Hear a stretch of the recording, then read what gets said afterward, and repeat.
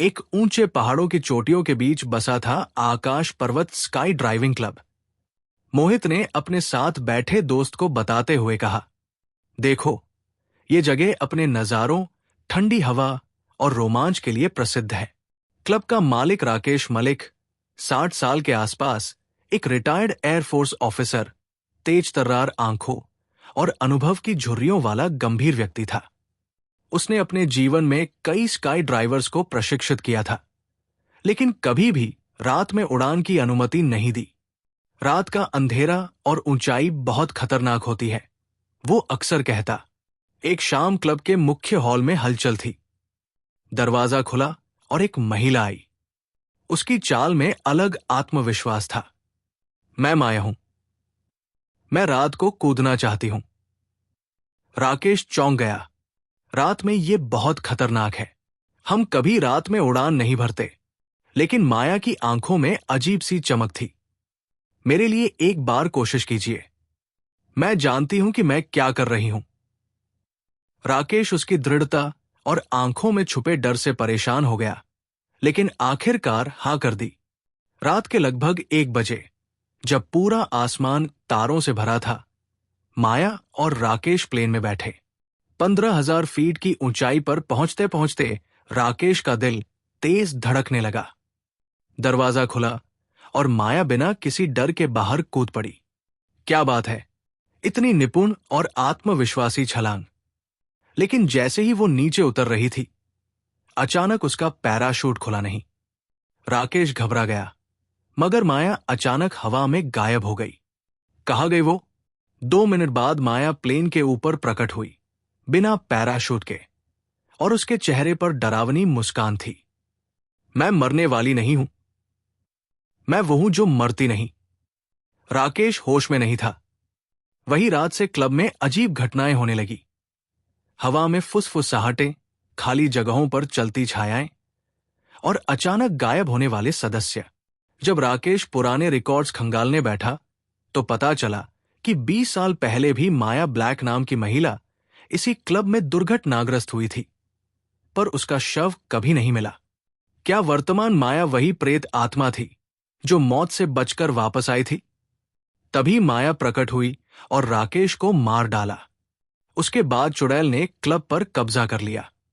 सदस्य एक एक कर गायब होने लगे और माया का भय धीरे धीरे सभी पर छा गया।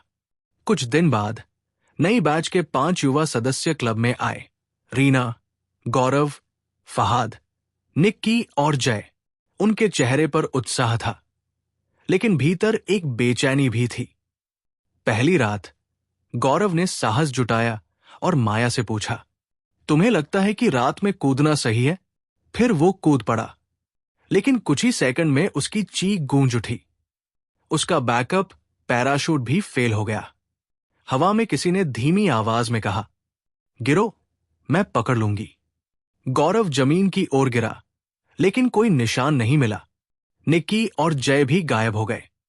बच गए केवल फहाद और रीना। डर के मारे वे एक दूसरे का सहारा बने। रीना ने हिम्मत जुटाई और तय किया कि उन्हें माया के रहस्यों को सुलझाना होगा। उन्होंने क्लब के पुराने रिकॉर्ड्स खोजने शुरू किए। माया ब्लैक 1998 में इसी क्लब में स्काई ड्राइविंग करने आई थी।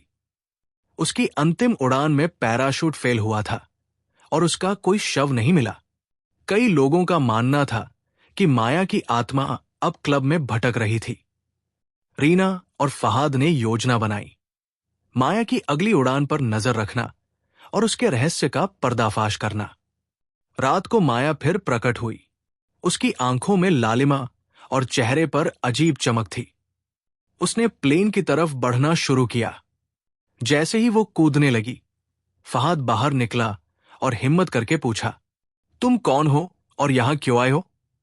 माया ने धीरे कहा, मैं वो हूं जिसे मौत छू नहीं पाई। मैं अपनी कैद में फंसी आत्मा हूं जो आजाद होना चाहती है। रीना ने पूछा, अगर तुम शांति चाहती हो तो हमें बताओ, तुम्हारा असली मकसद क्या है? माया मुस्कुराई, मेरे साथ जुड़ी आत्माएं अभी भी इस क्लब में फंसी है। उन्हें आजाद करने के लिए तुम्हें भी मेरे साथ एक आखिरी उड़ान भरनी होगी। फहाद और रीना ने गहरी सांस ली। ये उनकी सबसे खतरनाक उड़ान थी। प्लेन 15,000 फीट की ऊंचाई पर पहुंचा। तीनों ने छलांग लगाई। माया ने कहा, अब तुम्हें मेरे आखिरी सच का सामना करना होगा। नीचे उतरते समय माया का असली रूप सामने आया, एक चुड़ैल। रीना ने चीख लगाई, तुम सच में चुड़ैल हो? माया ने धीमी आवाज में कहा, हां, मैं अपनी बंदी आत्माओं को आजाद करने आई हूं। तुम मेरी गिरफ्त से नहीं बच सकते। फहाद और रीना ने एक दूसरे को पकड़ा। रीना ने ताबीज बाहर निकाला और जोर से पढ़ना शुरू किया। ताबीज से निकली तेज रोशनी ने माया को घेर लिया। नहीं, ये कैसे हो सकता है? उसकी आवाज धीरे धीरे फीकी पड़ गई। आखिरकार माया की छाया हवा में बिखर गई और वो एक सामान्य महिला की तरह नीचे गिर पड़ी। रीना और फहाद ने पैराशूट खोला और सुरक्षित उतरे। प्रीतम और बाकी सदस्य दौड़ते हुए उनके पास आए। तुम दोनों ने बहादुरी दिखाई। अब क्लब फिर से सुरक्षित है। रीना ने झिझकते हुए पूछा, क्या सच में माया ने सभी आत्माओं को आजाद कर दिया है?